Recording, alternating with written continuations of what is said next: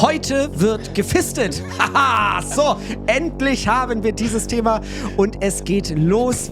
Also Markus, du bist ja quasi Ich bin on fire. Du bist on fire, da ist quasi der Tunnel ist offen, bereit für eine Durchfahrt.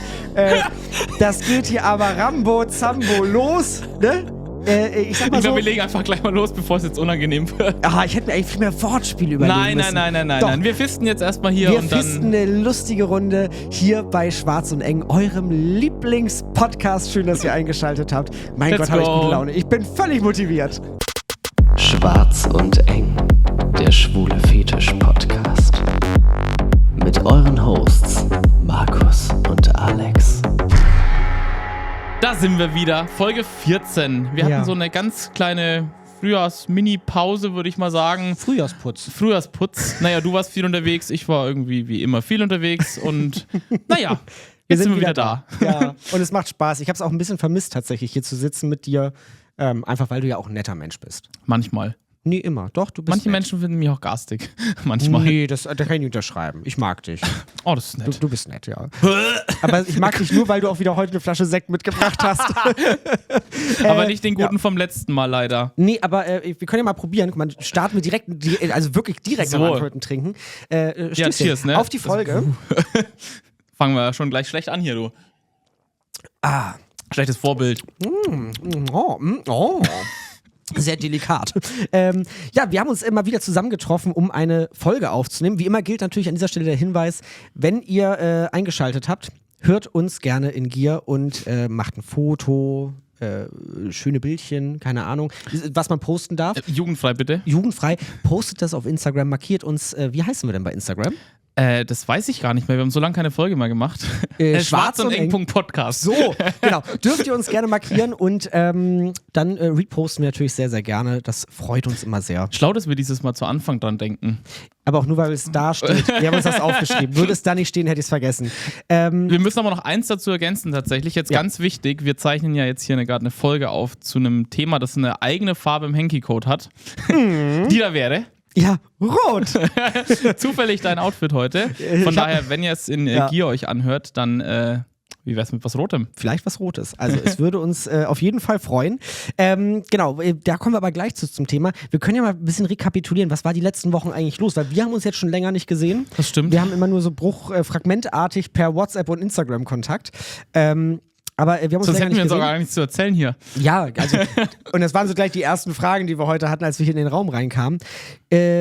Darklands stand an. Es fühlt sich jetzt schon wieder an wie eine Ewigkeit, aber ist es auch tatsächlich, also es sind jetzt auch schon wieder 3, ja, wobei, nee, so lange ist es noch gar nicht her. 3 Wochen. Ja. Du warst da. Ich war da, ich bin auch wieder zurückgekommen, irgendwie lebendig. Ja, es ist jetzt mein 3. Darklands gewesen. Okay. Insgesamt ein schönes Event, weil ich mit tollen Menschen da einfach war.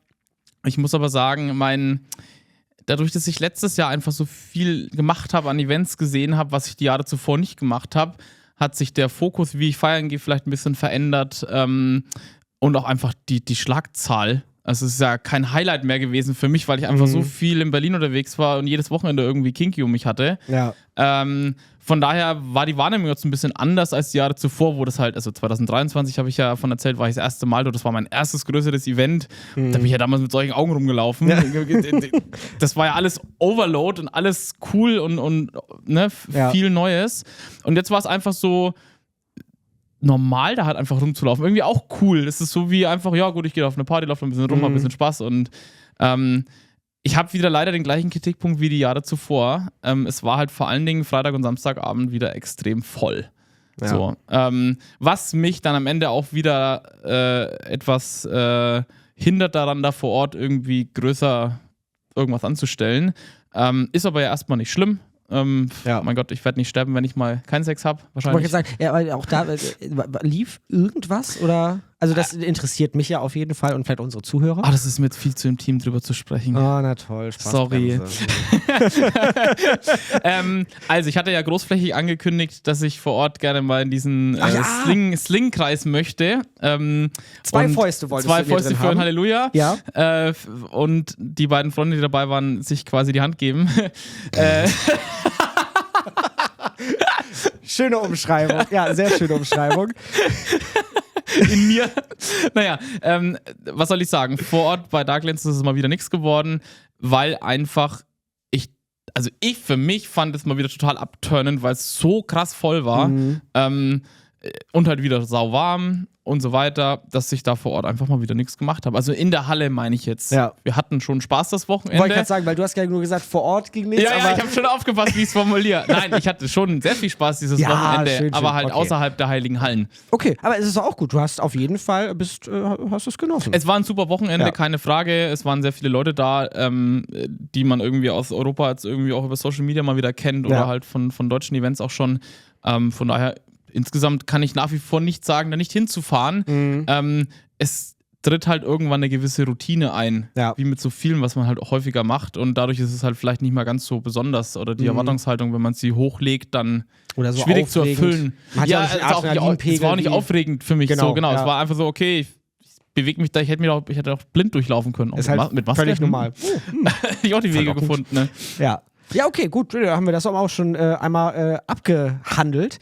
Wir haben uns tatsächlich in der Zwischenzeit ja einmal kurz ja sogar in Berlin getroffen. Fällt mir gerade noch spontan ein, wo wir rekapitulieren, was war die letzten Wochen. Bin ich jetzt Wir waren doch beide Rubber kaufen.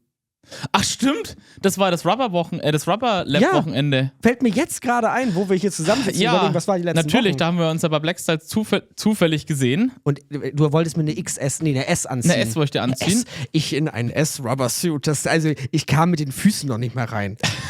Das hat gar nicht funktioniert. Hat er gesagt, ja hier, nimm mal S. Es ist dann M kurz geworden. M-Short, ja genau. Ja. M-Short habe ich jetzt gekauft. Aber es sieht trotzdem phänomenal aus. Wie fühlt sich denn jetzt so ein Fullsuit an? Der fühlt sich sehr gut an. Also es ist ein Akt, da reinzukommen. Aber mit Öl? Ja, und wenn man Trick 17 hat, so ein bisschen so, ne? Also so Hand am Arsch und so ein bisschen den Arsch reinfallen lassen, so hatten die Kollegen bei Hand Blackstyle. im Arsch oder am Arsch? Am Arsch. Ah, Im okay. Arsch kommt gleich. Am Arsch.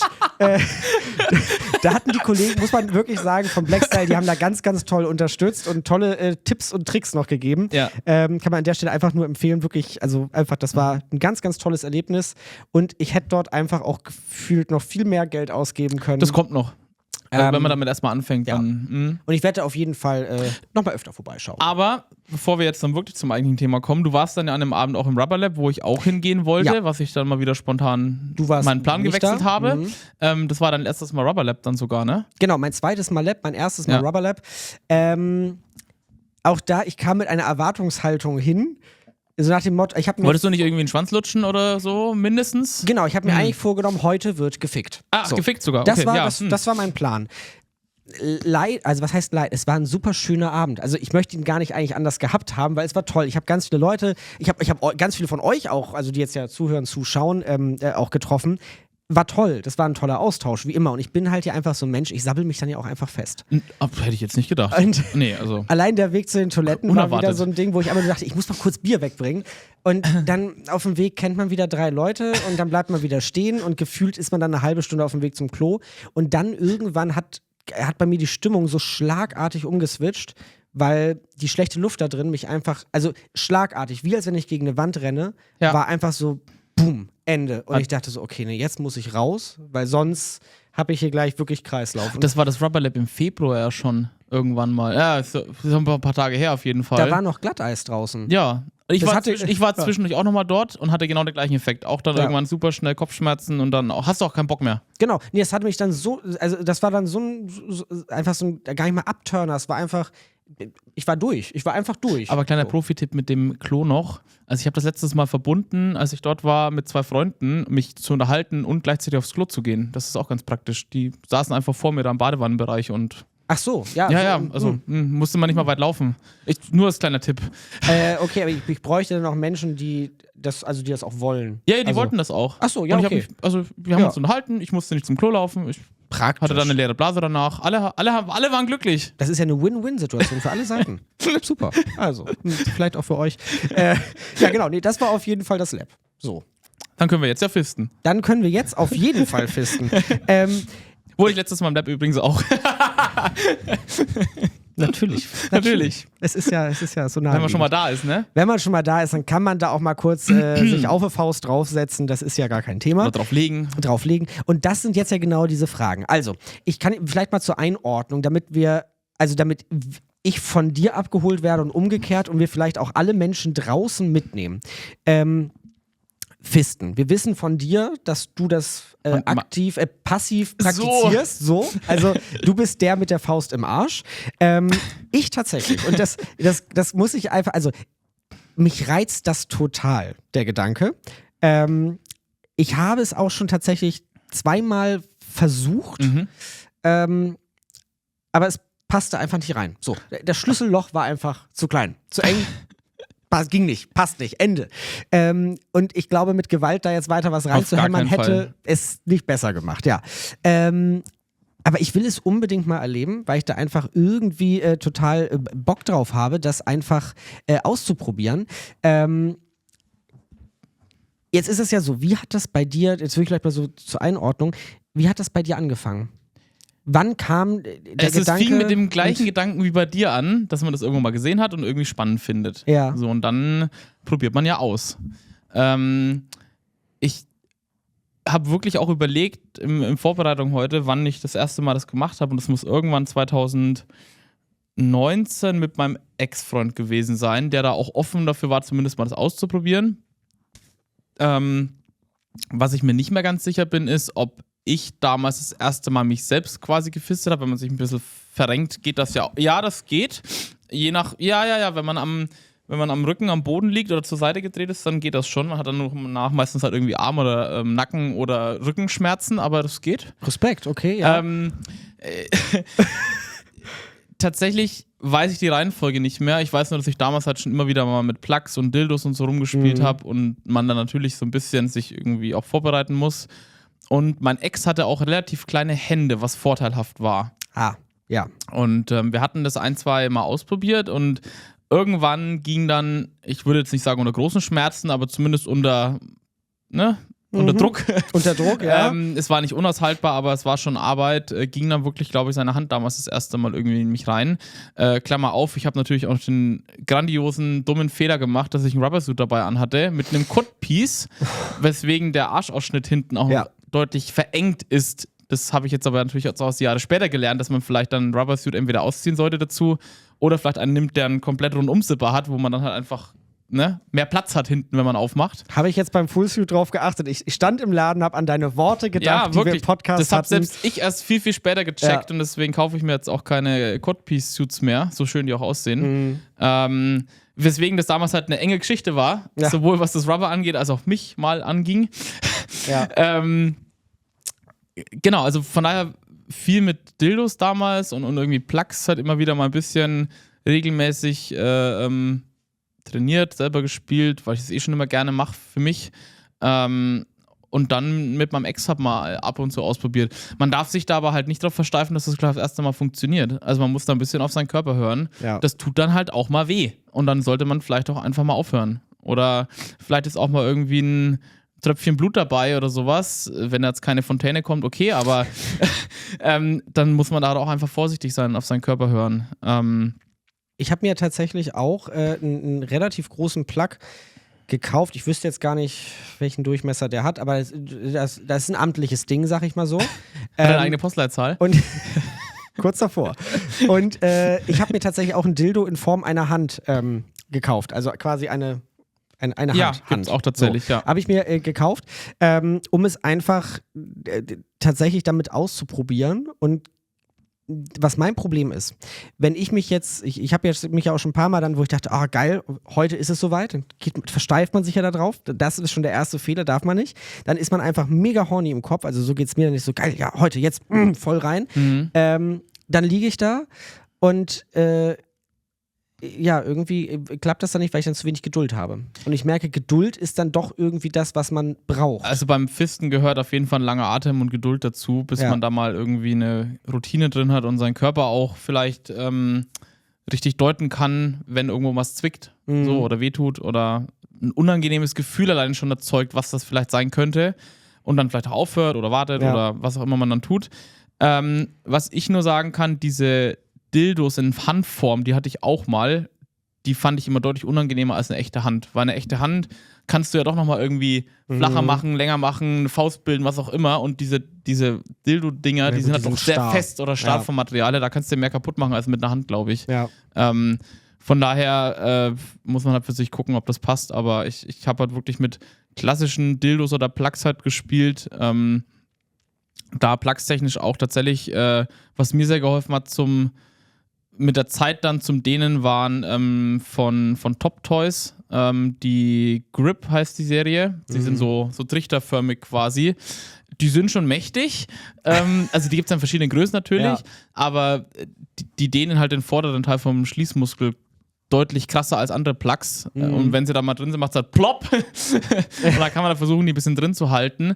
Und die haben halt mit der Zeit dazu geführt, dass dass das doch angenehmer wurde mit dem Fisten. Ja. Auch direkt zum Einstieg quasi, also dass ich jetzt nicht groß irgendwie vordehnen muss, wenn ich irgendwie Bock habe, auf gefistet zu werden oder mich irgendwie groß vorbereiten muss.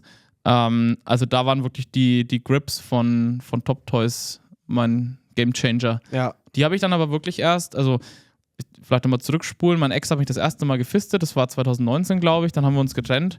Dann ist es erstmal still um das Thema geworden, dann kam Covid. Dann habe ich mir irgendwann angefangen, einfach ein paar Mal neue Plugs zu bestellen. Dann kamen die Grips von Top Toy ins Spiel. Und dann hat mein jetziger Freund auch das ein paar Mal mit mir ausprobiert in der Covid-Zeit, wo man ja auch keinen treffen konnte oder so.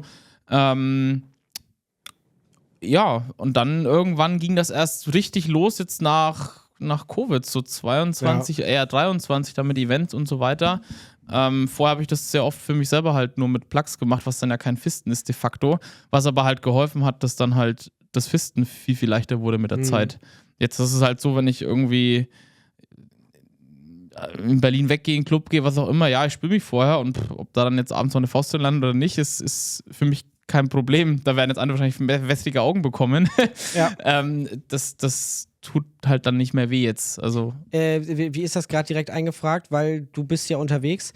Lässt du dich in Anführungsstrichen auch von Wildfremden fisten oder immer nur von Menschen, die du kennst? Oder wie ist das? Also Fisten ist, finde ich, für mich zumindest was noch viel, viel, viel persönlicher. Das ist einfach nur irgendwie in den Schwanz reinstecken.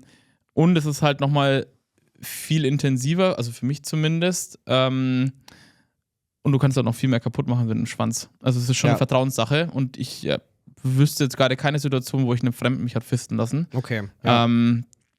Also das machen tatsächlich in der Regel immer die gleichen und man ist sehr aufeinander eingestellt und die kennen dann mit der Zeit auch jede Bewegung, die ich mache oder jeden Zucker und wissen, ob sie stoppen müssen oder in welche Richtung sie weiter müssen. Also das ist wirklich, ich kann nur sagen, das macht wirklich viel Spaß erst mit Menschen, mit denen man das regelmäßig macht. Ja. Wohingegen ja Ficken theoretisch du mit jedem x-beliebigen, klar, das ist auch besser, wenn du es mehrmals magst, aber rein raus Schwanz, jetzt mal ganz plump gesagt, da musst du nicht viel üben. Ja. Von daher tatsächlich, das sind sehr, sehr wenige Menschen, die das bei mir machen. Und ich sage auch lieber eher da einmal nein, als dass ich einmal es schlecht habe. Ja, verständlich. Wir kommen gleich mal so zur Vorbereitung, weil da habe ich generell ich habe Fragen. Ganz viele Fragen, die vielleicht auch nicht nur fürs Fisten interessant sind, sondern Fall, generell für die anale Vorbereitung. Also quasi einmal der Waschgang untenrum. Wie ein guter Freund von mir immer sagt am Wochenende, Freitagabend, ich gehe mich jetzt mal kärchern. So, einmal kärchern, einmal frisch durchfeudeln. Kommen wir gleich zu, nach der kurzen Werbeunterbrechung. Nein, Spaß. Thema kaputt machen. Ja, kaputt machen, kaputt spielen. Ja, gesundheitlich, also du bist jetzt ja auch kein Arzt, aber also A, ist dir da schon mal was kaputt gegangen? B, was kann passieren? C, ja. Also, kaputt gehen kann da bestimmt irgendwie was. Ja. Ich denke mir halt immer so, mein Körper wird sich schon melden, wenn ihm das nicht gefällt. Also im Sinne von, wenn halt richtig doof, dann blutet das halt mal. Ich hatte das eine Zeit lang, da hatte ich immer wieder mal Hämorrhoiden. Was jetzt erstmal nichts mit Kaputtgehen zu tun hat, aber wenn man dann halt fistet oder mit Plugs spielt, kann da mal so eine Hämorrhoide aufplatzen und dann ist das halt echt ein Massaker. Dann passt die Farbe halt auch zum Fisten. Nein, also wirklich, dann denkst du verblutest kurz mal. Das ist dann halt ein Schwall Blut und dann ist wieder Ruhe im Puff. Aber dann sollte man auch aufhören. Ich hatte jetzt noch keine Situation, die irgendwie kritisch war, aber Hämorrhoiden sind halt echt blöd. Ja. Deswegen vielleicht gleich schon mal der Tipp an der Stelle, wenn ihr das regelmäßig macht mit Fisten, geht auch bitte regelmäßig zum Proktologen, das ist nämlich der Facharzt für Popo, und lasst euch einfach mal euren Popo einmal im Jahr checken. Mache ich auch. Alleine schon wegen Hämorrhoiden, die man auch noch wegspritzen kann. Dann platzen die gar nicht erst oder tun weh. Und auch wegen manch übertragbarer Krankheit, die man vielleicht im Popo hätte, und zwar HPV. Feigwarzen. Ja. Das gibt es auch im Popo und die hatte mein Ex und das war sehr unangenehm. Genau, also ich habe auch tatsächlich mit mein Proktologe hat auch irgendwann, haben wir uns mal das Thema unterhalten und hat jetzt nicht unbedingt gesagt, ich soll damit aufhören. So, hat nur gesagt, ach Mensch, das ist ja auch ganz schön luftig locker da. Das ist dem aufgefallen. Ja, natürlich, das fällt dem Proktologen auf. Also, ich gehe mal von aus, die sehen da schon Spüren und der hat ja mit seinem Finger, wurschtelt der da drin ja auch rum und tastet das ab. Ich mache wieder einen Aufruf. Ja, weißt du, ich mache ja gerne Aufrufe nach draußen. Haben wir hier einen Proktologen vielleicht in unseren Reihen, die uns folgen? Ich hoffe und nicht zuhören? meinen. Das wäre auch witzig. Ich glaube nämlich, da ist mein Radar auch schon angesprungen. Also tatsächlich mein Hausarzt. Ich bin in 2 Wochen da. Ich sterbe, wenn er mich drauf anspricht. Also haben wir einen Proktologen in unseren Reihen hier von Podcast-Hörern, vielleicht ja auch Markus Proktologen. Ansonsten tatsächlich mein Hausarzt ist mit einem Proktologen zusammen und die betreiben zusammen eine Praxis. Den könnte ich, also da habe ich war jetzt einmal bis jetzt erst, aber den könnte ich mal sonst anhauen. Man könnte das ja auch mal medizinisch generell mal alles, was anale Stimulation angeht, mit egal welchen Gerätschaften, könnte man ja allgemein auch mal medizinisch ja vielleicht mal machen. Habt ihr Interesse dran, Medizin? Ja, nein? Lass es sein, keine Ahnung, kommentiert doch mal. Doktor, ja, es muss ja gar nicht mehr so gleich so sein. Es kann ja auch einfach nur mal sein, so, hey, was geht denn da eigentlich ab? Und wie gesund ist das für den Menschen? Wirklich? Also ich glaube, jetzt um es kurz zu fassen, ich glaube, gesund ist das nicht, aber vieles, was Spaß macht, ist nicht gesund. Aber es ist auch nicht ungesund. Das ist ja wie mit einer Cola. Also, was ich halt sagen kann, ich mache das jetzt seit ein paar Jahren und ich bin jetzt nicht mehr das enge Mauerblümchen, das ich mal vor 5 Jahren war, wo ein Finger im Popo wehgetan hat. So. Apropos, so guck mal, ja. Lässt du dich noch von Schwänzen ficken? Lange Stille. Selten bis gar nicht. Also, man muss fairerweise dazu sagen, Ficken habe ich noch nie wahnsinnig interessant gefunden. Spätestens seitdem ich Fisten kenne, finde ich das viel, viel spannender oder auch Plugs. Okay. Und dass sich da mal ein Schwanz rein verirrt, das hat Seltenheitswert. Aber wäre jetzt ein Schwanz bei dir, ich sag mal, wie Bockwurst in der Turnhalle? Oder? Die Salami in den Flur werfen. Ja. Kommt halt drauf an, ob da vorher eine Hand oder 2 drin waren, ne? Also, das ist schon ein Unterschied. Wenn ich jetzt quasi mal eben schnell einen Schwanz im Arsch hätte, dann würde ich den schon ganz stimulierend merken, weil der im Zweifel dann ja auch innen drin irgendwo vielleicht eine Prostata trifft oder keine Ahnung was.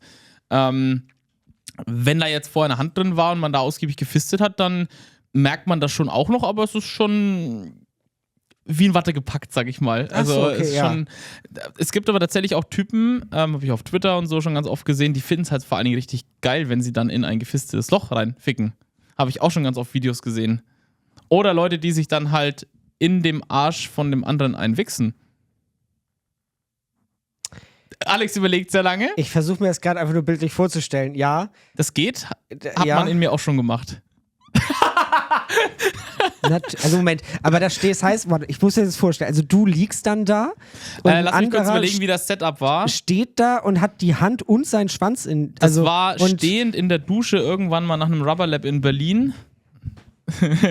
Ich gucke gerade einer unserer netten Kollegen an, die hier im Hintergrund sitzen und weiß, wen ich meine. Man muss übrigens dazu sagen, wir haben mittlerweile wir haben mehr Menschen hinter der Kamera. Irgendwann eines Tages verkaufen wir das so als so VIP-Plätze. Da könnt ihr euch Tickets buchen. Mega. Geil. Und als Bezahlung bringt ihr einfach eine Flasche Sekt mit. So. Und da saufen sie aus. Ja. Jedenfalls war das horny nach einem Rubber Lab in Berlin, sind wir in der Dusche gewesen und irgendwie führte eins zum anderen, hatte ich erst einen Schwanz im Arsch und dann irgendwie plötzlich die Hand dazu. Naja. Und dann hat der sich in mir eingewichst. Das stelle ich mir anatomisch ganz schwierig vor, aber einfach, weil ich auch noch nie eine Hand aufgrund in mir der drin Position hatte. ist es echt schwierig tatsächlich, aber es geht. Wenn man da ich sag mal so Respekt. Also wirklich war Respekt. interessant, habe ich irgendwann mal gesehen, wollte ich mal ausprobieren. Ist jetzt nichts, was ich wahnsinnig spannend finde, aber kann man mal ausprobieren. Ja, okay. Übrigens, die Folge für mich heute ist besonders schwierig, so offen drüber zu reden, weil manche auch ein Arbeitskollege manchmal zuhört mittlerweile. Bei mir hört die ganze Firma jetzt zu. Ja, es ist wirklich, also Grüße gehen raus ans gesamte Kollegium dieser Firma. Wundervoll. Es ist wirklich Es ist wirklich krass. Also wir haben hier über 50 Mitarbeiter und es wissen jetzt alle Bescheid. Und ich bin heute durch die Firma gelaufen. Wir sitzen hier unter der Woche und habe ganz normal so gesagt, ja, heute wieder Podcast-Produktion. Die ganze Firma weiß Bescheid. Und in unserem Lagerbüro, also die quasi dafür gesorgt haben, dass hier so die Lampen und Sachen so stehen und verfügbar sind, fragten die mich auch noch so, und welches Thema ist heute dran? Und ich brüllte einfach in die Runde rein, naja, heute wird gefistet. Und 2 von 3 Männern haben mich mit solchen Augen angeguckt und der dritte einfach so, oh, das ist ja mega spannend, hätte ich total viele Fragen. Also der wird auf jeden Fall zuhören. Hätten wir gleich mal mit dir reinholen können, um die Fragen zu stellen. Ich habe auch gesagt, ich werde ihn quasi jetzt indirekt in dieser Folge grüßen und wenn er das jetzt hört, er weiß Bescheid. Hätte er mal vorne eine E-Mail schreiben sollen mit den Fragen. Hätte er machen können. Mensch, Alex. Genau. Apropos E-Mail, wie ist denn unsere E-Mail-Adresse? Die habe ich so lange nicht mehr gesagt, aber ich glaube, es ist moin@schwarzundeng.de. Richtig. Ah. Also genau, wenn ihr Fragen habt, egal zu welchem Thema, muss jetzt gar nicht zum Fisten sein, immer gern da hinschreiben. Wir haben immer ein offenes Ohr bzw. ein offenes Auge in so einem Postfach und tippen dann auch natürlich gerne zurück, sehr, sehr gerne auch. Du musst auch noch 2 E-Mails beantworten. Nein, ich muss noch 2 E-Mails beantworten, ja, es tut mir leid. Aber ich war jetzt auch auf Messe und alles und so. Ich bin jetzt quasi diese Woche wieder so ein bisschen zurück im Büro. Um es jetzt abzuschließen, Fragen kann man aber auch bei Instagram loswerden. Auch, ja. schwarzundeng.podcast. Richtig. So. Auch da gerne schreiben, wie immer, wir sind für euch da. Wo waren wir stehen geblieben? Beim Proktologen. Genau, wir waren beim Proktologen und ob man dann auch einen Schwanz sich reinschieben kann und wie sich das anfühlt. Ja, Schmerzen. Okay, gut, also ich sag mal so, man sollte auf jeden Fall es nicht auf Krampf versuchen. Und, auf Krampf sowieso nicht, weil das tut weh meistens, genau. Ja? Und eine Frage kam mir gerade noch, oh Gott, die ist vielleicht ein bisschen, ich versuche das irgendwie nicht so eklig auszudrücken. Die Frage, die ich mir stelle, hast du das Gefühl, dass dein Schließmuskel nicht mehr richtig schließt? Also für... Also. Du verstehst... Also, ja, ich weiß, was du meinst und die Angst haben ja viele. Also, dass man sich einfach einkotet, keine Ahnung. Ist mir noch nie passiert. Okay, der Po besteht aber auch aus mehreren Schließmuskeln. Also es gibt einen vorderen, einen hinteren Schließmuskel und so weiter. Ich glaube, es gibt vielleicht sogar noch einen dritten Ring weiter hinten, das weiß ich nicht. Auf jeden Fall den man ja am meisten dehnt, ist der äußere Schließmuskel. Mhm. Und so ist es bei mir auch, weil ich halt nicht so doll auf Tiefe stehe. Es gibt ja viele, jeder, der sich mit Videos beschäftigt, auf X oder auf Twitter, sieht ja teilweise auch welche, die wie bei einer Kalbsgeburt bis zur Schulter. Ja, bis zur Schulter, bis hinterm Ellbogen, keine Ahnung was, da bin ich halt nicht dabei. Das heißt, diese Tiefe kann ich dir nichts zu erzählen. Bei mir waren es halt bisher immer eher im vorderen Bereich oder halt bis hinterm Handgelenk. Das finde ich auch schon tief. Also so in die Richtung, jetzt irgendwie letztes Wochenende sind wir echt relativ weit gekommen mit einer Hand. Also so bis über die Uhr hinweg quasi. Ja, bis über die Uhr hinweg. Also es war dann irgendwie schon relativ weit. Es ist aber echt ganz langsam, mühsam, man nennt sich das Eichhörnchen. Weil da hinten wird es halt deutlich enger dann. Und da ist, wie gesagt, nochmal ein Schließmuskel, den man auch erstmal überwinden muss, den zweiten. Das hat bei mir Jahre gedauert, um über den überhaupt hinwegzukommen. Von daher, ich habe da bisher nie Probleme gehabt. Wie gesagt, mein Po ist halt jetzt nicht mehr so jungfräulich eng, wie er vielleicht mal vor 6, 7 Jahren war. Aber du hast schon einen knackigen Po. Also jetzt Achso, das Loch meine ich. Der Po ja, aber so allgemein, also der sieht jetzt nicht aus wie durchgenudelt. Ausgeleiert. Wie mit einem das kommt dann noch mit dem Alter. Also kann man ja auch mal so festhalten. Danke für die Blumen. Ja. Jetzt hast du mich rausgebracht. Vor lauter Verlegenheit. Also du hast nicht das Gefühl, dass du dich einkotest. Habe ich auf jeden Fall noch nicht geschafft. Also worauf ich hinaus wollte, jetzt weiß ich es wieder. Wenn ich jetzt an einem Wochenende mal richtig doll gefistet wurde und also intensiv oder mit 2 Händen, was ja auch je nach Mensch geht, je nach Handgröße, dann kann es schon mal sein, dass am Montag man schon merkt, dass das noch geweitet ist ein bisschen. Heißt aber nicht, dass ich mich da irgendwo entledige, sondern dass tatsächlich irgendwie das noch so leicht, ich nenne das mal, nachfeuchtet. Also es ist halt einfach immer wieder mal so eine leichte feuchte Muschi quasi. Und damit ich mir halt nicht die Boxershot vollsau, dann packt man sich halt hinten noch ein Tuch irgendwie am Popo für den Montag oder sowas. Ja, und trägt vielleicht keine hellen Hosen. Er trägt ja vielleicht montags mal keine weiße Calvin-Unterwäsche. So, aber das ist nichts vergleichbar im Sinne von, was halt viele Angst haben, ich kot mich ein oder sonst was. Ja. Also da habe ich bisher nie Probleme gehabt. Ja. Was halt mal passieren kann, ist halt generell beim Fisten oder mit allen Analtätigkeiten, dass dann halt mal irgendwie Unschönes dabei ist. Und da kommen wir aber halt eher dann zum Thema richtig spülen. Genau. Bevor ich will gleich mit dir einmal so einen klassischen Abend skizzieren. Oha! Also nach dem Motto von der Vorbereitung bis zum Event. Bis ins Kitty und bis zur After danach. Genau. Und Betonung auf After. Vielleicht aber noch einmal vor, bevor wir jetzt in so einen klassischen Markus lässt sich Fistenabend einsteigen. Was reizt, also was löst eine Faust in dir aus? Was macht den Reiz aus? Ich stelle die Frage mal zurück, was löst denn bei dir ein Fetisch aus für einen Reiz? Ja, okay, ist fair. Ja, Ja? ist, okay. Punkt für dich. So, also A, ist es halt ein Fetisch von mir, so, deswegen sitzen wir, glaube ich, auch hier, der sich mit der Zeit immer intensiver ausgeprägt hat. Ich mache es halt einfach, macht es einfach geil, so, Punkt. Und B, ist es im Endeffekt auch das, was ja dich geil macht, wenn du vielleicht einen Schwanz im Arsch hast oder andere, dass du ja trotzdem irgendwelche Punkte triffst. So, ob das jetzt ein Schwanz ist oder eine Hand, wo du an der Prostata entlang schlitterst, das ist erstmal egal. Und ja, ich fand's, also von der Hand bist du ja trotzdem weiter ausgefüllt irgendwie als von einem Schwanz. So. Und das war für mich immer intensiver, das Gefühl, eine Hand oder einen größeren Plug als ein Schwanz. Das war bei mir, also ich hatte die Hand auch mal drin, so bis kurz vor Daumenknöchel, halt, da wo halt quasi die dickste Stelle der Hand ist und dann nicht weiter. Selbst das war eine ganz neue, intensive Erfahrung. Ja, weil also es halt einfach so eine krasse Dehnung ist an der Stelle. Genau, das ist ähnlich wie vielleicht mit den Top Toys Grip Plugs. Das ist auch halt dann, dadurch, dass sie wie ein Kegel aufgebaut sind, hast du ja auch diese Schwelle. Und richtig wild wird es halt dann, wenn es dann plopp macht und die einmal durchknallt. Sage ich, man muss da auch vorsichtig sein, das ist nicht zu schnell. Ja. Auch beim Fisten nicht zu schnell über den weitesten Punkt quasi oder über den größten Punkt der Hand hinaus. Aber wenn es dann einmal drin ist, dann macht es flop und dann wird es ja auch hier in der Hand quasi wieder dünner nach hinten, ähnlich wie bei einem großen Plug halt oder einem Kegelplug. Und dann ist es halt plötzlich drinnen. Weil innen drin nach dem Schließmuskel ist tatsächlich auch mehr Platz. Ja. So, und das ist schon ein ganz geiles Gefühl über den Punkt. Und dann wird es halt für mich richtig intensiv, wenn du dann halt dahin kommst, zu sagen, man macht das wirklich schneller dann.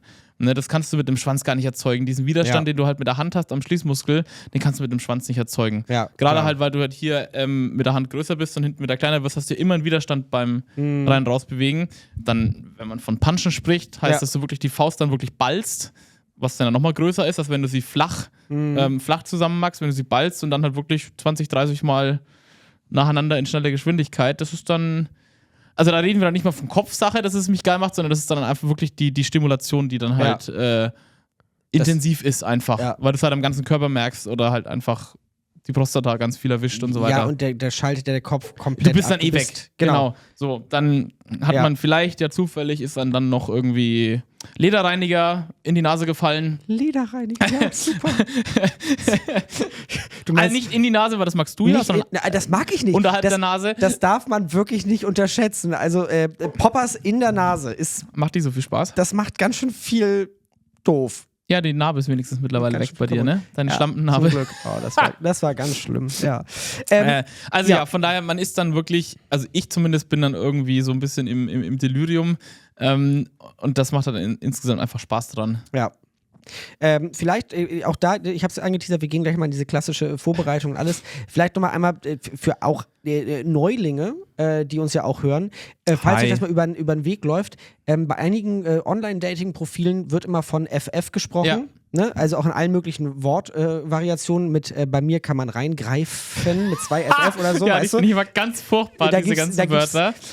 Oder heute ist Freitag oder es ist fantastisch. Also ich habe da schon sehr viel Wildes gesehen. Ich freue mich. Ja. Da könnten wir einen ganz kreativen Folgentitel draus machen. Wir freuen uns. Aber auch geil, dass man so stotternd auch einfach sagt. Was bedeuten denn die 2 Fs? Darauf wolltest du hinaus. Genau, ich wollte nur quasi einmal Basics weitergeben, wieder Edutainment machen. Ich wusste das tatsächlich auch lange nicht. Es ist Fistfuck, oder? Es ist Fistfuck, genau. Ja, ich wusste es lange Zeit nicht, was diese 2 Fs einfach bedeuten. Ich dachte auch mal, Fisten, das schreibt man mit einem F, bis ich auch irgendwann drüber gestolpert bin, dass es Fistfuck ist. Ja. Hat lange gedauert bei mir, ist jetzt auch kein Wissen, was man unbedingt braucht, aber ist es auch irgendwie nice to have oder nice to know. Vielleicht auch da Signalfarbe Rot, Hanky-Code, also die für die auch nicht wissen, was der Hanky-Code ist, völlig in Ordnung, kommt ja aus der damaligen schwulen Zeit, als man sich noch quasi versteckt, aber trotzdem irgendwie bekannt geben wollte, dass man irgendwie auf Dinge steht und sich indirekt zeigen wollte, ja, bei mir ist das möglich. Rot ist tatsächlich einfach die Farbe fürs Fisten. So. Ja. Zufälligerweise habe ich einen Rubbersuit mit einem roten Streifen an der Seite. Ich habe tatsächlich... Ein Schelm, der Böses denkt. Ich wollte erst einen Codpiece in Rot kaufen. Bin aber bei Schwarz geblieben. Ich finde es einfach auch optisch Ja, schön. tatsächlich. Also man kann die Farben ja auch einfach so tragen. Genau. Also ich halte auch nicht viel von Hanky-Codes. Aber ja. Manche Farbkombinationen sind einfach schön. Ja, genau. Und ich finde Rot und Schwarz harmoniert einfach sehr schön. Ja. Punkt. Haben wir es dann? Jetzt aber, nein. Jetzt gehen wir in die Vorbereitung. Also, wir stellen uns vor, Markus, es ist Freitagabend. Es ist Freitagnachmittag. Markus weiß, heute Abend geht die Faust sowas von rein. Ab wie eine Rakete, völlig losgedüst. Und völlig losgedüst, auch geil. Das stellen wir uns vor, wie fängst du an? Also, weil meine Sorge wäre immer, und die habe ich tatsächlich auch einfach mal durch. Genau, die habe ich auch als Passiver beim Sex. Ich habe immer dieses Kopfkino, dass da gleich ein Schokodrops am Lolli. Und jetzt kommst du. Was machst du, damit das nicht passiert? Auch in der Tiefe drin. Du kannst ja nicht wirklich einen Kercher dir da Das ist Arbeit. Ja. Also, das fängt schon viel, viel früher an. Und zwar in meinem tagtäglichen Lebensablauf. Nicht an einem Freitagnachmittag, wo ich mir denke, abends, ich gehe jetzt mal weg. Ich habe vor vielen, vielen Jahren von einem Proktologen damals den Tipp bekommen, gar nicht wegen Fisten, sondern weil es für die Darmflora sehr gesund ist, dass man doch am besten einmal täglich ein Glas Flohsamenschalen zu sich nimmt. Das ist ein geschmackloses Zeug, hat auch keine Kalorien, gibt's im Butni, DM, was auch immer, Flohsamenschalen. Das Zeug, wenn du in ein Glas Wasser ich nehme immer einen gestreiften Esslöffel und werfe das in ein Glas Wasser, das würdest du einmal musst du es sofort trinken, weil das macht nämlich Puff und dann wird das deutlich mehr und matschig. Hat den Vorteil, das klebt quasi alles, was in der Darmflora sich bewegt, klebt das zusammen. Und wenn du das halt wirklich einmal am Tag nimmst, so wie ich, einfach nur, weil es gesund ist und ich dann irgendwann gemerkt habe, den charmanten Nebeneffekt, das Spülen geht damit Welten einfacher, weil du halt einfach immer sauber bist innerlich. Also du hast keine Fragmente ständig irgendwo, die nachrutschen, sondern du hast halt sehr viel, was sich verklebt. Man muss dazu sagen, und das ist jetzt ein bisschen vulgär, aber du gehst halt einfach ganz schön viel scheißen dann. Es wird dann einfach deutlich mehr Volumen im Körper. Aber ist ja auch gesund, oder? Genau. Und schau mal, der Nebeneffekt, manche nehmen damit auch ab, weil das halt den Magen erstmal für 2 Stunden aufbläht und voll macht. Freunde, danach suche ich ja. Also du hast dann echt mal 2 Stunden keinen Hunger mehr. Und mega. Das Zeug hat keine Kalorien. Okay, einmal jetzt direkt unter uns gesprochen. Ich werde mir das Zeug jetzt auf jeden Fall kaufen. Ich probiere das für euch aus. Probier es aus. Es ist, wie gesagt, gewöhnungsbedürftig, weil diese matschige Pampe zum Trinken ist halt... Ja, Augen zu und durch. Es schmeckt halt nach nichts, zum Glück. Ja. Kleiner Profitipp am Rande noch, macht danach bitte das Glas ordentlich mit der Hand sauber, bevor es in die Spülmaschine stellt, weil das Zeug klebt wie Beton, wenn es trocken wird. Und dann kannst du die Gläser wegschmeißen danach. Okay. Nur als kleiner Tipp. Ja. Man hat ja schon ein paar Jahre das Mutti alles hat gelernt. Ja.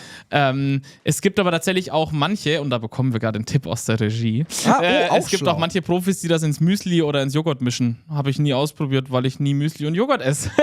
Und ob unsere Regie wohl auch irgendwie passiv ist? Also nein, der ist top.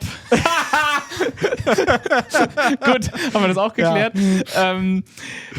Also das nehme ich tatsächlich jeden Tag, wirklich immer zur gleichen Uhrzeit. Man muss ein bisschen aufpassen, dass man davor und danach irgendwie 1-2 Stunden keine Medikamente zu sich nimmt, weil die gehen halt in der Masse verloren, sozusagen, und werden mit ausgeschieden. Also nicht mit der PrEP nehmen, also wirklich bei der PrEP, da steht sogar ein Beipackzettel, für die Schwulen wahrscheinlich die Flohsamenschalen nehmen. Ja. Die PrEP mindestens 2 Stunden Abstand halten zum Flohsamen. Ja.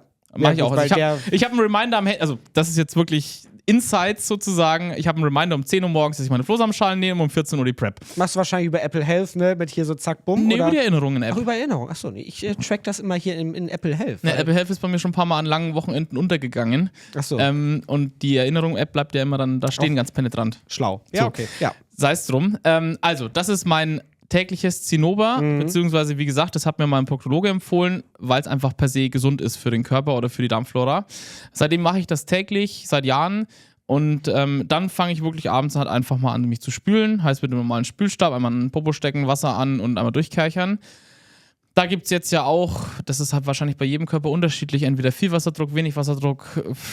Ich habe durch das Fisten halt jetzt gelernt, dass ich mich halt tiefenrein spülen möchte, also mit erstmal ganz normal Wasser, um mal zu gucken, ob überhaupt gerade noch ein Schwung nachkommt, weil die Verdauung ist ja auch jeden Tag mal unterschiedlich, ob man früh oder spät oder abends oder nachts mal aufs Töpfchen muss noch. Dann quasi einmal spülen, normal, dann erstmal gucken, was so passiert, dann vielleicht gleich nochmal Und dann immer erhöhe ich tatsächlich mit der Zeit den Wasserdruck und auch die Menge. Und wenn dann erstmal nichts mehr nachkommt, heißt es dann halt warten. Ja. Also richtig spülen heißt auch Geduld haben. Ich habe mittlerweile gelernt, dass ich halt mindestens, also damit ich mich entspannt fühle und auch weiß, dass nichts mehr kommt und ich entspannt fisten kann, mindestens 2 oder 3 Stunden ab dem ersten Spülen bis zum letzten Spülen. Heißt nicht durchgängig, aber wirklich einmal spülen, bis dann das erste Mal der Trugschluss ist, dass es sauber ist. Und dann ist es bei mir halt so, dass dann meistens so 1-2 Stunden später meistens einfach nochmal was nachkommt. Weil man das Wasser dann nach oben geschossen hat und irgendwann lockert sich das und dann tatsächlich spüle ich mich nochmal und da ist es dann danach meistens sauber bei mir. Und um ganz viel Sicherheit zu haben oder wenn ich mir mal unsicher bin, habe ich auch einfach einen Plug, der halt dann nicht so die Trichterform ist, die man nicht so lange in sich behalten kann, sondern eher so länglich geschnitten ist wie so ein Ei, der halt einfach ein bisschen weiter hinten steckt, um im Zweifel den zweiten Schließmuskel auch zu erwischen, damit er offen steht, leicht. Und das hilft bei mir, dass dann halt auch automatisch was nachrutscht, wenn was nachrutschen würde. Das gibt mir dann aber auch die Sicherheit, wenn ich den nach einer Stunde rausnehme und da ist nichts. Dann ist auch gut. Genau. Das finde ich toll, also das finde ich gerade ganz beruhigend, dass du das erzählst, weil wenn ich mich spüle und ja, Geduld und auch vielleicht fehlende Erfahrung, dieses schnell, rein, raus, wischiwaschi, so, dann habe ich halt immer danach das Gefühl, oh nee, da ist doch noch was. Aber wenn du nur gefickt wirst, dann kommst du auch nicht so tief rein wie mit einer Hand. Also dann ist die Wahrscheinlichkeit, dass was nach... Also es ist ein Kopfding. Ich weiß, aber beim Fisten ist es halt viel, viel leichter, dass halt wirklich was nachkommt, weil du halt viel mehr tiefer im Arsch bist oder größer oder sonst was und dadurch einfach mehr vom Körper triggerst oder viel schneller rein, raus und öfters. Das ist aber am Ende pro Körper unterschiedlich, ob da noch was nachrutscht und wie viel Spülgänge man da braucht, keine Ahnung. Ich habe halt für mich jetzt, dadurch, dass ich so regelmäßig mache, fast jedes Wochenende irgendwie, halt eigentlich einen genauen Ablauf, nachdem ich genau die Uhr stellen kann, wann mein Körper soweit ist. Und ich habe, so dumm das jetzt auch klingt, das kannst du ja auch keinem erklären, ich hab für mich ein Gefühl, meistens nach dem, also wenn ich einmal spüle heißt im Sinne von 1 bis x Durchgänge, der erste Spülvorgang, dann 1-2 Stunden Pause mache, vielleicht noch mit Kumpels was trinke, also ich mache das dann meistens, wenn wir zu Hause am Vorglühen sind, so nebenbei, dann erstmal noch eine Stunde schnacken und was trinken und dann irgendwann einfach nochmal gehen und nochmal nachkontrollieren und wenn da dann nach den 1 bis x Spülgängen dann halt nichts mehr kommt, habe ich meistens irgendwann so ein Gefühl, ich spüre das mittlerweile, also ich weiß, dass ich sauber bin und fisten kann. Ich kann ja nicht sagen... Spannend, okay. Also, ja gut, man lernt seinen Körper ja auch dann irgendwann kennen. Und ich kann ja mittlerweile auch das Gefühl, dass wenn ich gefistet werde und vielleicht dann doch mal was nachrutscht, was schon sehr lange nicht mehr passiert ist, dann kenne ich auch das Gefühl mit, oder kommt jetzt irgendwie was, Stopp, oder der andere hat es ja zuerst gemerkt, dumm. Ich hatte tatsächlich auch da Thema Spülen, als ich das erste Mal im Lab war. Das war ja an dem Freitag vom CSD-Wochenende in Berlin in 2024. Damals, als ich quasi anfing, kinky zu werden und da waren wir irgendwie den ganzen Tag unterwegs mit unseren Freunden und hin und her und dann war irgendwann so, heute Abend Lab und Abfahrt in 1,5 Stunden. Oder geht los. Und da ging bei mir so innerlich auf einmal so ein Stress los. Ja. Und da war dieses schnell spülen. Dann war ich allgemein sowieso super aufgeregt. Und dann merkte ich, als wir in der Schlange standen vom Lab, merkte ich, oh, ich glaube, da ist noch ganz schön viel Wasser in mir drin. Und also Wasser ist ja erstmal nicht schlimm, das kannst du ja rauspressen. Erstmal gucken, was passiert. Aber ich stand halt in dieser Schlange noch für 1,5 Stunden. Also das ist mir noch nie passiert, dass dann so viel Wasser auf einmal noch nachkommt ich unterwegs. Merkte einfach so, wo ich dachte, das ist gerade ungemütlich. Ja, laufen lassen, ne? Ja, ich konnte mich beherrschen, sag ich mal so. Aber ich kam rein, es war gleich der erste Weg auf, ich gehe mal kurz auf Klo, so. Und das war mich genau dieses Ding. Es ging irgendwie schnell und mein Körper war noch nicht so bereit und dann kam noch diese ganze Aufregung hinzu. Das war alles nicht förderlich. Ja, da gehört auch Routine dazu, muss ich ehrlicherweise dazu sagen. Und immer wenn ich lasse mich in Hamburg fast nie fisten oder habe auch unter der Woche kaum irgendwie einen Nerv dafür. Allein schon, weil ich keinen Bock habe, mich unter der Woche nach der Arbeit nochmal 3 Stunden zu spülen. Ja. Wenn ich das in Hamburg mal probiert habe, dann muss es plötzlich meistens schnell gehen und dann war es immer blöd. So, dann war ich unentspannt oder was, dann war es dreckig, dann stresst man sich voll rein, weil man verabredet ist um x Uhr. Von daher habe ich das total halt ins Feierleben nach Berlin verlegt, weil da ist man am Vorabend sowieso vielleicht irgendwo verabredet oder halt zu Hause am Vorglühen. Ich kann mich da entspannt vorbereiten, dann geht man irgendwann in den Club und ich weiß dann aber, dass ich halt sauber bin und wenn ich danach dann noch irgendwo lande oder im Club oder im Lab dann gefistet werde, dann funktioniert es halt. Wobei im Lab kannst du dich ja sogar noch spülen, theoretisch. Ja, genau. Ist jetzt vielleicht nicht... Ist jetzt die hygienischste Variante, aber da gibt es zumindest Desinfektionsmittel auf den Klos, um diese Spüldinger sauber zu machen. Diese Gardena-Schläuche, die da auf dem Boden liegen. Ich halte da immer meinen Spülaufsatz vorne dran. Dann bin ich halt ein bisschen nass danach am Körper, aber zumindest habe ich in mir nur meinen Spülaufsatz und nicht diesen widerlichen Schlauch. Ja, weil den würde ich auch nicht in mich einführen. Nein, danach hast du, glaube ich, nämlich sämtliche Krankheiten wahrscheinlich. Ich wollte gerade sagen, wahrscheinlich nicht mehr Geschlechtskrankheiten, sondern einfach wirklich einfach nur Keime, die du in dich reinsteckst. Okay, das heißt, wir stellen uns jetzt vor, du bist gespült und bist klinisch rein und hast einmal Attacke.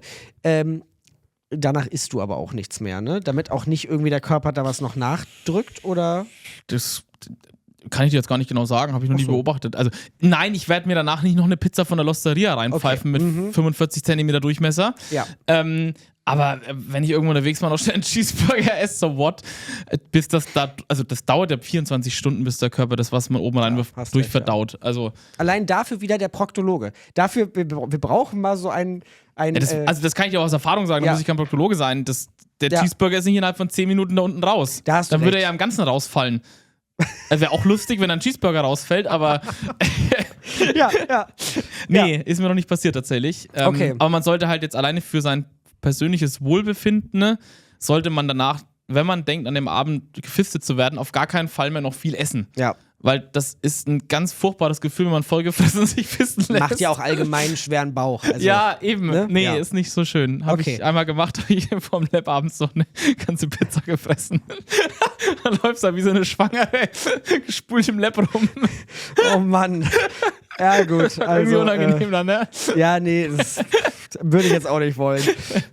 Ist nichts passiert, weil das ist durch, aber du fühlst dich einfach halt unwohl. Ja. Genau, also von daher vielleicht auch den Tag über nicht schon irgendwo Buffet fressen machen oder sowas, dass man halt schon ne? Schön All-You-Can-Eat, China-Buffet.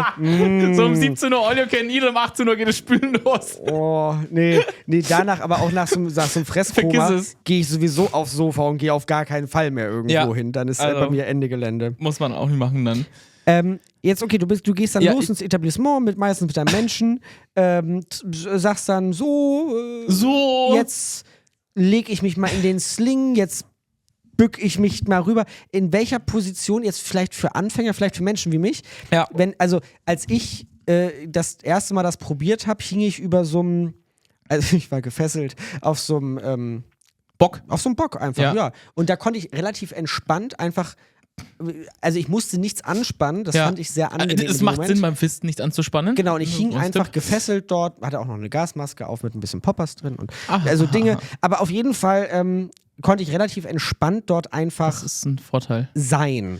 So, und ist das eine Empfehlung oder sagst du, im Sling Habe ich noch nie besser ausprobiert. Auf also meine Lieblingsposition ist tatsächlich, aber das ist bei jedem wahrscheinlich auch anders, ich liege tatsächlich am liebsten am Rücken und entweder ist es wirklich eine Sling, wo du die Beine halt hoch machen kannst, weil dann ist das hinten wirklich relativ entspannt, oder ich stütze die Beine halt dann wirklich noch auf der Bettkante ab, dass halt du keine Anspannung irgendwo hast, so dass der Rücken aufliegt und die Beine aber auch stehen dann, wie so ein Dreieck im Endeffekt, und dann kommt man den Po ja relativ gut hin und dann, wie gesagt, am besten nicht so den engsten Rubbersuit anziehen, den man hat. Genau, und ansonsten habe ich auch schon ein paar Mal jetzt auf Doggy, geht auch Fisten ganz gut, weil da spannst du ja auch nichts an. Ja, da bist du ja auf den Knien und auf den Ärmeln abgestützt. Genau. Und dann fängt man ja wahrscheinlich, also man ist jetzt ja nicht zack, bumm, Faust drin, sondern wir steigern uns langsam, hatten wir vorhin ja auch schon, also es geht dann so langsam los. Schon ein bisschen vorsichtig sein am Anfang, klar. Wie ist das mit Gleitgel? Was nimmt man da? Also gibt es ja auch, also wenn man mal so ein bisschen querliest, da gibt es ja auch so von bis. Also, von hier über Backfett, es wird hier. Stimmt, dieses Fett von, was die Amerikaner teilweise ganz oft benutzen. Das habe ich noch nie probiert, weil ich finde es widerlich, überall dieses Fett dann zu haben. Das ist ja auch, selbst wenn du Rubber anhast, das kriegst du ja vom Rubber gar nicht mehr runter. Ja. Ich habe ganz lange Zeit tatsächlich wasserbasiertes Gleitgel benutzt, was nicht so mega vorteilhaft ist, weil es halt nicht so schmierig ist. Aber es gibt ein paar Hersteller, die es halt relativ dickflüssig machen. Ich bin jetzt tatsächlich auch bei den ganzen Pulverformen gelandet, X-Loop, J-Loop, wie sie alle heißen, wo du halt wirklich das selber anrühren kannst. Das heißt, du gehst in den Sportladen deines Vertrauens, kaufst dir eine Sportler-Trinkflasche, wo du oben so Deswegen laufen alle mit diesen Trinkflaschen rum. Richtig, wo du so einen kleinen Klickknopf hast, wie bei den Rennradfahrern. Und da kannst du selber anrühren mit irgendwie einem Teelöffel von dem Pulver und 400 Milliliter Wasser, keine Ahnung, und schüttelst das, lässt es 10 Minuten stehen, dann wird es dickflüssig und entweder ist es zu dickflüssig, dann packt man noch Wasser rein oder ist es zu dünnflüssig, packt man ein bisschen Pulver rein. Das Zeug ist wirklich extrem gut und schmierig, das ist perfekt zum Fisten, das löst sich nicht so schnell auf, das trocknet nicht so schnell ein. Es ist nur interessant, das wieder loszukriegen vom Körper. Also es ist wasserlöslich, aber du brauchst sehr viel Wasser dafür. Okay, also man hat länger was davon. Ja. Und das zieht auch wirklich extreme Fäden. Du hast es überall hängen, wenn du nicht aufpasst in der Bude. Weil du halt, selbst wenn du vom Bett, also kleiner Tipp, am besten irgendwie eine Folie unterlegen am Bett oder mindestens 3 oder 4 Handtücher. Sobald du vom Bett aufstehst, ziehst du erstmal 1 Kilometer Fäden hinter dir her. Weil es liegt ja dann auch unter dir am Popo, wenn du zum Beispiel wie ich am Rücken oft liegst, hast du ja irgendwann so eine Lache Gleitgel neben auf dir und wenn du aufstehst, hast du erstmal so 1 Kilometer von diesen X-Loop-Fäden. Hast du halt überall in der Bude, ne? Okay. Und es lässt sich aber alles mit sehr viel Wasser wieder wegwischen. Vielleicht Empfehlung, entweder geht man einfach zu jemandem hin und macht das dort alles dreckig, dann ist das eigene Zuhause schön sauber. Oder man macht es einfach in irgendwelchen Orten, die sich dafür anbieten. Im Lab zum Beispiel gibt es ja Pumpspender von so Veterinärgleitgel gefühlt. Das ist aber halt dann kein J-Loop, das ist halt wasserbasiert, sehr dickflüssig. Ja. Also ich kann nur sagen, ich habe mich halt lange Zeit um den Aufwand gescheut ich muss es selber anmischen, das hält irgendwie nur 1-2 Wochen im Kühlschrank. Es macht riesen Fäden, es ist dickflüssig, es macht Dreck. Ich habe mich da wahnsinnig lange vor gescheut, aber jetzt mittlerweile kann ich sagen, ich hatte noch nie so viel Spaß, als seitdem wir das Zeug benutzen beim Fisten. Du hast gesagt, im Kühlschrank, steht bei dir eine Flasche im Kühlschrank? Nee, die steht in Berlin meistens. Aber ja, da steht tatsächlich eine Flasche im Kühlschrank. Und die packen wir halt Freitagabend dann vielleicht mal aus dem Kühlschrank raus, weil das halt sehr kalt ist sonst. Oh, Mutti ist zu Besuch. Was hast du denn da? Dein Sportshake für ein bisschen Muskelaufbau? Und das hält halt irgendwie, hält halt irgendwie 2 Wochen im Kühlschrank. Das war ja nicht schlecht. Das ist ja auch nur wasserbasiertes Gleitgel. Ja. Genau, also seitdem ich das benutze, habe ich wirklich viel mehr Spaß beim Fisten, weil es halt auch innen im Körper eine, ich würde jetzt nicht sagen Schutzschicht bildet, aber es ist halt so, es zieht so eine Haut über die Haut, dass halt sowohl der fistet, als auch der gefistet wird, ein bisschen Schutz hat. Ja. Auch für irgendwie mal einen Nagel oder sowas. Übrigens, liebe Fister, wenn ihr ohne Handschuhe fistet, fallt euch bitte vorher die Nägel. Das ist saugefährlich, wenn die scharf oder zu lang sind. Ja. Das fällt mir gerade noch ein. Genau, Handschuhe generell. Wie ist das? Geschmackssache, ne? Wie so oft. Ist ja wie beim normalen Ficken. Ja. Du hast halt das Risiko ohne Handschuhe, dass du dich halt mit HIV infizierst. Mein Gott, das ist so, weil auch die Hand bluten kann oder der Popo bluten kann. Wenn beide PrEP nehmen, beide ohne Handschuh das toll finden, der andere vielleicht, wie gesagt, gepflegte Hände hat und jetzt nicht gerade irgendwo eine offene, klaffende Wunde hat, die eitert. Ja. Oder halt geschnittene Fingernägel und gefeilte. Ich persönlich finde es ohne Handschuhe 5 Millionen Mal intensiver. Mich stört dieses Reibegefühl von dem Rubber. Also ich liebe ja Rubber. Ja. Aber beim Fisten habe ich jetzt schon immer wieder mal gemerkt, dass ich dann so ein Störgefühl habe im Körper, was halt doch mehr reibt natürlich als Haut auf Haut. Ja. So. Aber das ist am Ende Risikoabschätzung und Geschmackssache. Gibt bestimmt noch genügend, die es mit Handschuhen geil genug finden. Ja. Also von daher, ich bin Team ohne Handschuhe, aber dann halt auch wieder nur mit den Leuten, mit denen ich es regelmäßig mache, wo ich halt weiß, denen vertraue ich, die machen nichts kaputt, die haben gepflegte Finger, ne? Die wissen selber, wenn sie vielleicht gerade eine Wunde am Finger haben, würden sagen, heute nicht oder mit Handschuhen dann. Aber nicht mit Fremden. Krass. Du hast ja auch, krass. Ich bin gerade, also es ist gerade sehr viel Input. Ja, ich weiß, sorry. Nee, ich find's ja gut. Ich find's ja sehr, sehr gut. Ich hake hier schon mal, währenddessen du dich findest, unsere Checkliste ab. Jetzt ist es ja auch so, gut, eine Hand, das kann ich mir vorstellen. Jetzt hast du ja auch davon gesagt, du möchtest also auch 2 Hände. So. Ja. Ich versuche es ein bisschen damit zu vergleichen, als ich das erste Mal 2 Schwänze in mir drin hatte. Ach, davon weiß ich ja noch gar nichts. Du weißt nicht alles von mir. Du Ho. Wir haben ja noch, also wir sind ja erst bei Folge 14. Da können wir ja noch ein paar haben. So. Also es gab einen Moment, da hatte ich eventuell mal 2 Schwänze in mir drin. Schön zu wissen. Wir freuen uns. Und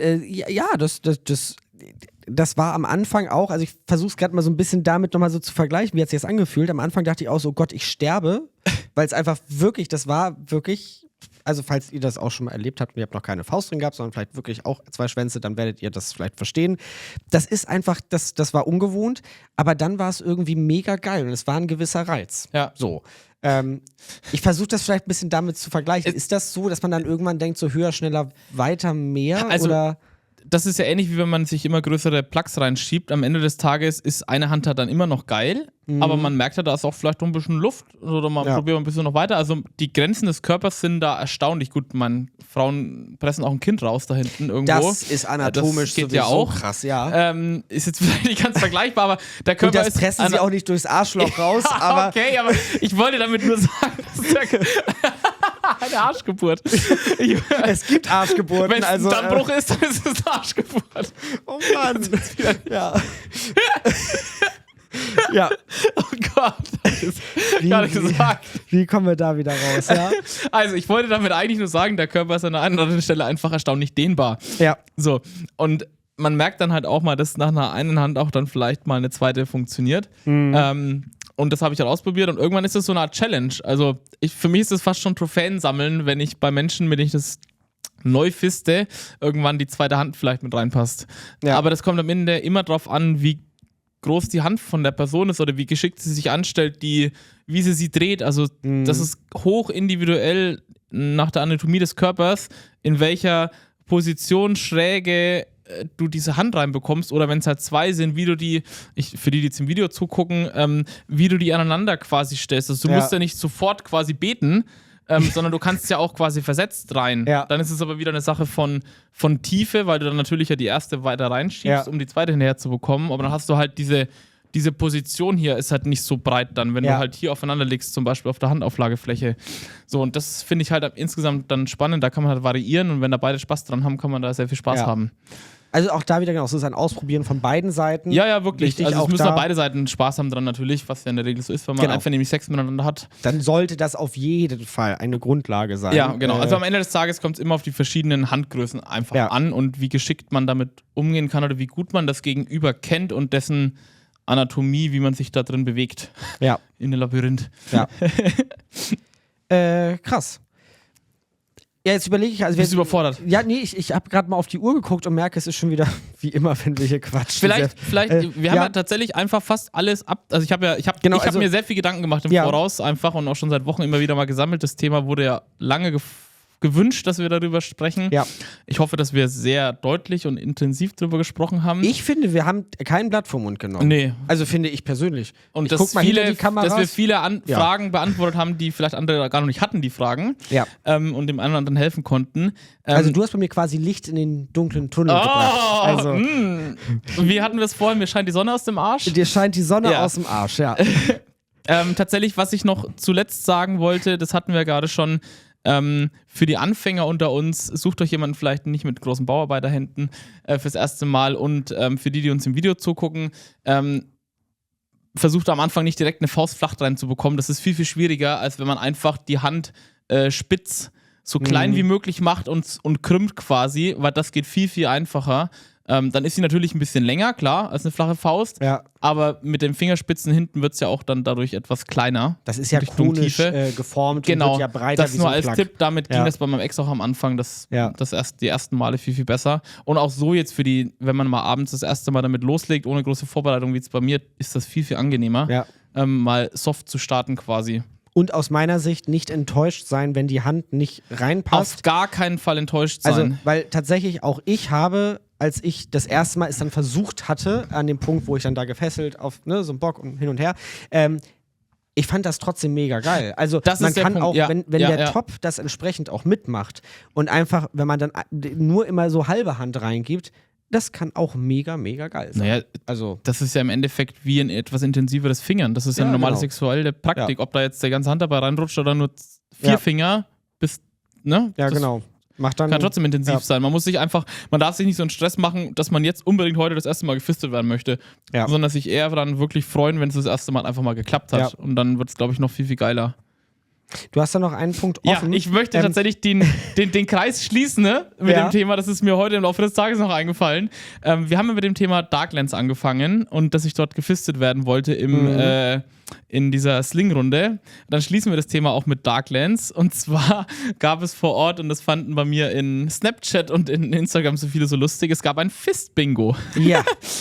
Und Wie funktioniert das? Genau, ich wollte davon noch kurz berichten, weil viele ungläubig waren und auch Fragen hatten. Auf dieser Bühne waren wirklich einfach 5, 6, 7 Leute in Doggy-Position kniend mit Popo nach oben Richtung Publikum gerichtet und es gab einen Moderator und einen, der wirklich mit dem Handschuh rumgelaufen ist und zu Beginn des Fist-Bingos da in den Arsch der vielen Personen, die da Doggy saßen, 1 bis x Bingo-Bälle versenkt hat. Und dann ging es halt los, dass halt in jeder Runde einfach der rumgelaufen ist und aus den Ärschen der Person jeweils eine Bingo-Kugel rausgezogen hat mit seiner Faust, die vorgelesen hat, zum nächsten lief, die nächste Kugel rausnahm, vorgelesen hat, bis er eine Bingo geschrien hat im Publikum. Wirklich? Ja, und das spielten die dann eine Stunde lang. Bis dann, und dann das Publikum, das war auch so lustig, durfte immer wieder zwischendurch, wenn die Ärsche dann leer waren, hieß es dann immer, das Publikum muss schreien, load the machines, und da haben sie quasi die Ärsche wieder mit Bällen gefüllt und dann ging das Spiel wieder von vorne los. Das ist nicht wirklich passiert. Doch, wirklich. Das ist jedes Jahr bei Darklands. Da waren echt wahnsinnig viele Menschen, die sich das angeguckt haben. Das ist eine Mischung aus, das ist wirklich richtig witzig und einfach richtig unangenehm ist das falsche Wort. Nein, das ist mega. Alle haben das gefeiert. Ja. Ich fand das so schön zum Angucken. Das ist halt, ja, mal was anderes. Ja, es ist was anderes. Ja. Ja. Alle hatten Spaß. Ich sehe gerade irgendwie schon so eine NDR-Dokumentation, so die Nordstory oder so, als Reportage irgendwie. Bingo mal anders. Bingo mal so. anders. Ja. Witzig. Ich finde es doch das perfekten Abschluss zum Fisten. Ne? Ja. Vielleicht irgendwann auch mal eine Runde Fist-Bingo. Machen wir. Bingo! Machen wir, Bingo. Ich sage nur Bingo. Erstmal vielen, vielen Dank für die offenen Einblicke in offene mit Doppel-F? in die Hinterwelt von Markus. So, das danke. Also wirklich, wirklich danke. Das hat immer gerne. Mir auf jeden Fall sehr ich glaube, viel. ein intimeres Thema werden wir fast nicht mehr finden, glaube ich jetzt tatsächlich bei mir. Was sagst du jetzt? Wir schauen mal, was wird. Was wird? Haben wir den auch 14 noch Folgen lang haben wir ihn platziert, natürlich auch hier. Das darf nicht fehlen. Kommen wir zu den anstehenden Events noch, genau, und dann machen wir auch mal Schluss jetzt hier. Ich glaube, wir haben die Stunde schon wieder geknackt. Das rödelt da immer, unsere Bandmaschine läuft. Für alle, die jetzt noch zuhören, herzlichen Glückwunsch. Genau, jetzt wieder wir handeln es jetzt ganz schnell ab. Ja, ein kleiner Werbeblock, weil wir veröffentlichen diese Folge, haben wir gerade überlegt, tatsächlich jetzt noch so kurz vorm Wochenende. Hoffentlich. Hoffentlich, wenn es am Wochenende kommt, wisst ihr, dass ich keine Zeit mehr hatte für den Schnitt. Aber ich gebe mein Bestes. Im besten Fall kommt diese Folge offiziell vom Wochenende raus und wir freuen uns. Es ist nämlich die letzte Märzwoche. Deswegen freuen wir uns am Freitagabend, letzter Freitag im Monat im Tom Saloon in Hamburg, Schwarz und Eng. Und zwar das Format nicht als Podcast zum Hören, sondern das Format zum Sehen und Anfassen. Immer am letzten Freitag im Monat. Zieht euch was Schwarzes, Knappes an. Oder Enges. Oder Enges, also oder Enges. Bist du denn da? So. Ja. Ich habe tatsächlich noch überlegt, ich weiß nicht, ob ich mit dem Auto fahre oder so. Ich habe vorhin gehört noch, Elbtunnelsperrung am Freitag. Das heißt, mit dem Auto fahren für alle, die aus dem Süden nach Hamburg rein wollen. Könnte schwierig werden. Aber Elbbrücken, das sollte dann eigentlich gehen. Vielleicht fahre ich auch mit der Bahn. Ich bin ja nicht so der Bahnmensch, aber wird schon. Also Kleiner auf jeden Teaser, Fall, ich bin nicht da. Natürlich, weil letzter Freitag im Monat ist. Was bei dir? Die Piepshow in Berlin. Und Wer hätt's ich gedacht? bin da halt mal wieder irgendwie, weil man könnte ja FOMO haben. So, ne? Aber jetzt möchte ich einmal ganz kurz, und da müssen mich jetzt bitte alle drauf festnageln, und dann, ne? Soll ich den Kalender holen? Nee, da brauchen wir gar nichts mit dem Kalender planen.